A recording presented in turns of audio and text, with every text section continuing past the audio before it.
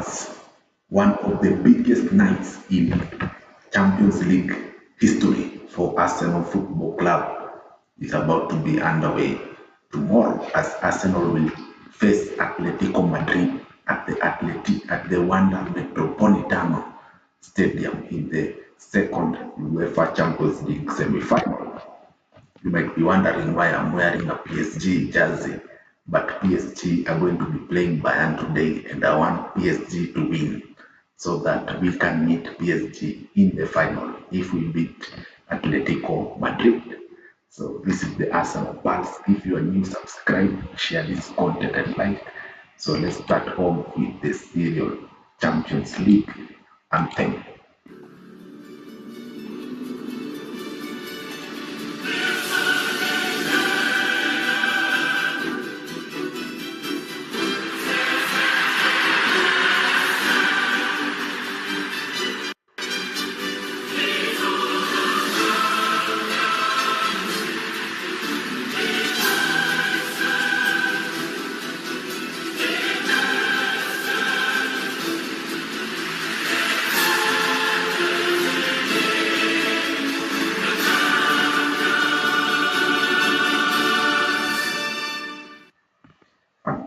Fantastic anthem in the Champions League. So this is what it's all about. Semi-finals are about to get underway. PSG versus Bayern in the next 20 minutes or so. But I want to do the match preview for the Atlético Madrid versus Arsenal game. It is going to be one of the biggest games in Arsenal Football Club history. So we met in the group stages of the Champions League, and want to look at how that game went, whereby we managed to beat Atletico Madrid in that game. So group stage is where we were finished top 8 out of 8 wins, and one of them was beating Atletico Madrid. So fantastic. But also Atletico, very strong side.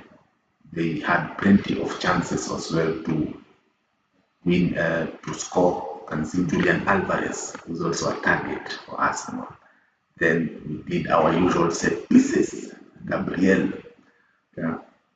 fantastic header, world-class header. Then Skelly did the amazing run inside their midfield and fed Martinelli. And you know Martinelli in the Champions League. Martinelli in the Champions League is a different beast to Martinelli in the Premier League. Then Martinelli again supplied cross into the box.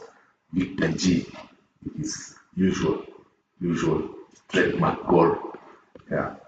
So this is where we were on fire. We were playing with so much confidence. Then another set piece to wrap it up, 4-0 to the Gunners, to the Arsenal. So 2 goals by Gyökeres, Gabriel and Martinelli managed to win these group stages matches. So this is going to be an important fixture. Why? Because Arsenal have only reached four semi-finals in their history, and this is the first time we are going to back-to-back semi-finals. So this is a huge achievement for a club of our size. There are teams who are used to this: Real Madrid, PSG, Bayern Munich. They usually reach semi-finals, quarter-finals every single season. So if you look at the UEFA table, started with 36 teams, and now we are remaining with 4 teams, the 4 best teams in Europe. And you can see Paris and Bayern Munich. It's going to be a huge game. Also, Atletico versus Arsenal is going to be a huge game, and the winner will be in the final in Budapest in May 30th, 2026. So only 2 games away from reaching the final and correcting the wrongs that we did last season when we actually were knocked out by Paris Saint-Germain. And that's why you can see why I am rooting for PSG to beat Bayern, because we have already beaten Bayern in the group stage. So I want PSG to beat Bayern so we can meet in the final if we reach. And that is just being hopeful. But I hope Arsenal will beat Atletico Madrid, and then we reach the final and play against PSG, who are the holders of the Champions League.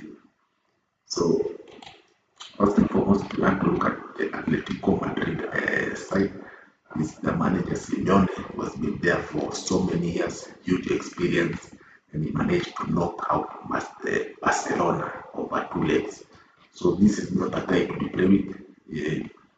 He's not in the title race in Spain. Of course, Barcelona are going to win the league, but when it comes to the Champions League, Diego Simeone is a master of playing knockout competitions. He has beaten big teams in the past, and he also knocked out Arsenal in the Europa League when we last met.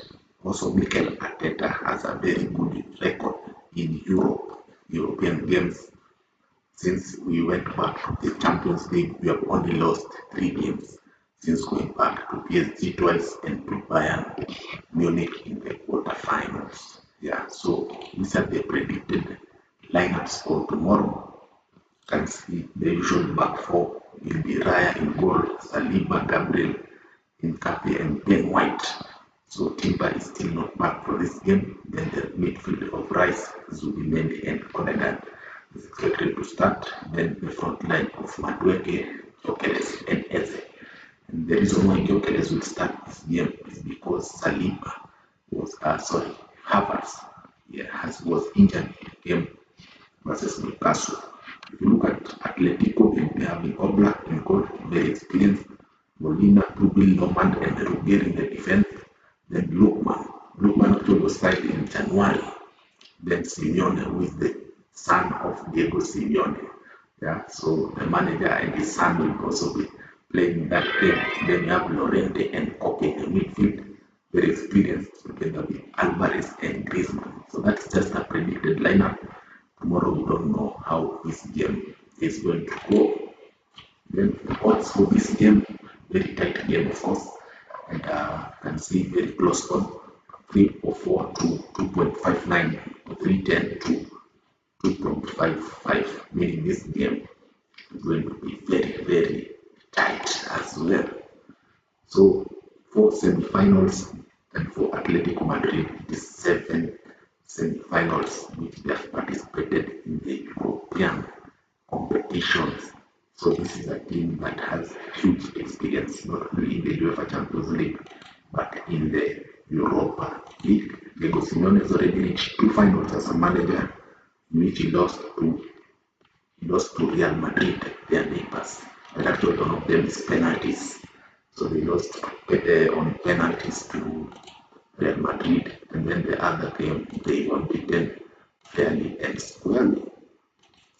So if you look at the head-to-head, so recent form, Atletico Madrid have also been on a losing streak, so they have not been good in the league. So they've lost 4 games and then they won their previous game. Similar to Arsenal, they have not been in good form, losing and drawing, and losing to City, and then we won versus Newcastle in what was a very slight draw. Then in the head-to-head matches, Arsenal beat Madrid 4-0. Atletico beat Arsenal in an international friendly. Then in the Europa League, they dumped us out in 2018 to 2-1 for candidate.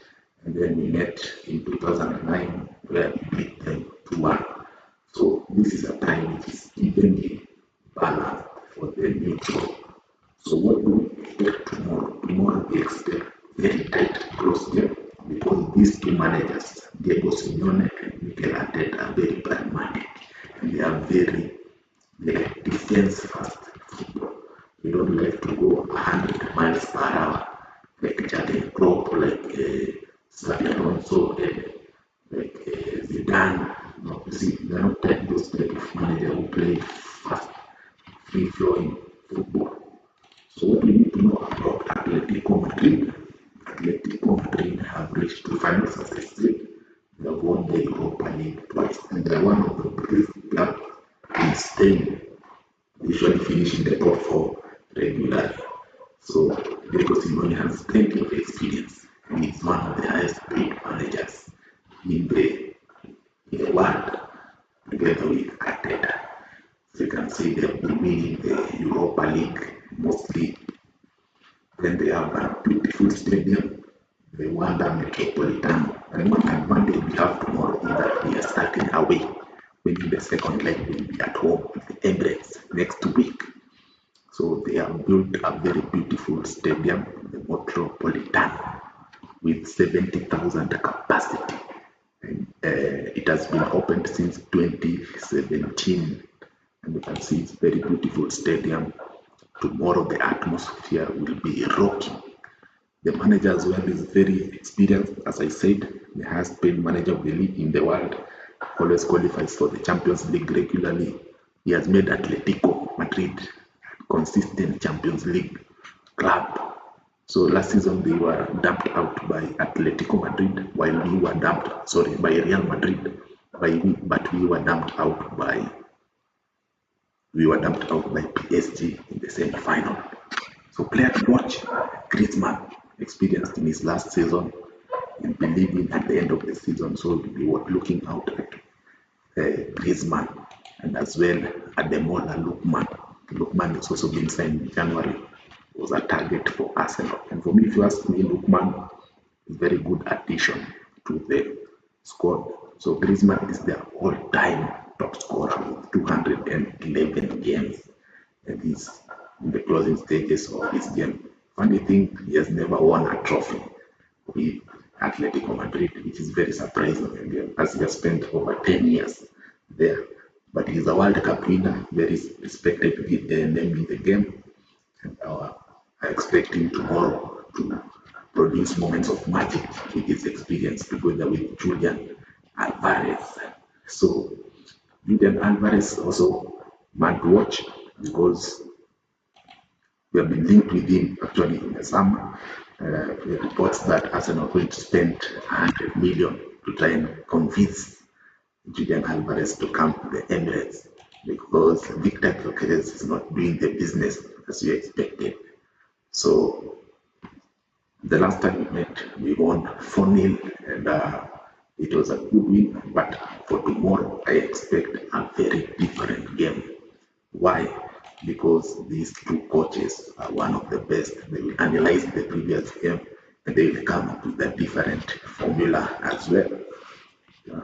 So because you cannot beat Diego Simeone 4-0 twice, he's done his homework. He is going to analyze that defeat, and I'm sure tomorrow they will have something for us. So we need to be careful. For me, this game will be won in the midfield and the defense, because both teams are very solid tactically. Tactically, these two teams are one of the best out of possession. You know, there are teams like Barcelona, Man City, Liverpool, PSG, very good in possession with the ball. But when it comes to out of possession, when they don't have the ball, Atletico Madrid and Arsenal, those two teams I can say are one of the best at out of possession football. So for me, my prediction, this is where I usually don't want to sound delusional. For me, my prediction, I'm going to go with a 1-1 draw. And I believe it's going to be a tight game. Both teams will want to study each other. I don't expect plenty of goals. I expect it to be like the Sporting Lisbon game, where we went and stuck in, putting a very defensive sheet. Everybody will be running back, and the return of Saka is a huge boost. Yeah, hopefully it starts tomorrow on Madueke. I'm so tired of watching Madueke on the wing. It doesn't produce anything meaningful, and I hope Victor Brook9 can score as well in the Champions League, since Havertz will not be present. Key player for Arsenal, of course, is Eze. He's on form, and when at the end of the season is usually when he starts to pick up form.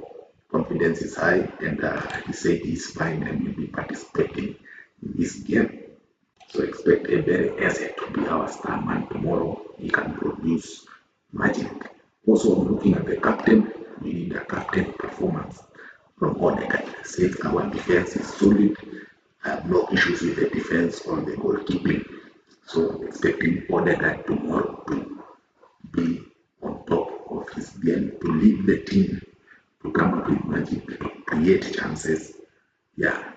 That is what I'll be expecting of your query of Martin Odegaard. So for me, very excited for this game. As I said, 1-1 draw. I respect Atletico Madrid, and I expect us to go there, put a defensive shift. If we can score one, come back with it to the Emirates, it will be fantastic. But you don't want to go there and open up the game and get battered or get first leg to be over. So because if they score 2 or 3, it will be over. They are a very good defensive team. So we need to ensure if they score only 1, or we keep a clean sheet so that we have the chance to reach the semi-final.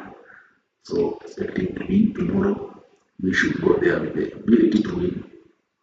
I hope I'm wrong. I hope the players turn up tomorrow. And I expect tomorrow that Diego Simeone will have a plan on how to stop Arsenal. So this is the Arsenal Pulse. If you are new, subscribe to this channel. Give you all the latest updates, highlights, and as well match previews, tactical analysis, and all the latest news. So enjoy the Champions League, and I'll leave you with the anthem for the UEFA Champions League.